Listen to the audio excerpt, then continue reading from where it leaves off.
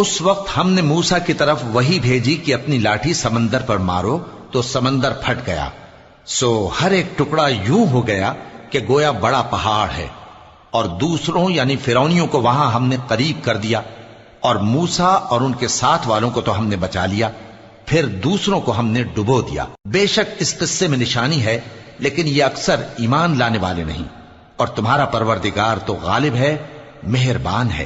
اور ان کو ابراہیم کا حال پڑھ کر سنا دو جب انہوں نے اپنے باپ اور اپنی قوم کے لوگوں سے کہا کہ تم کس چیز کو پوجتے ہو؟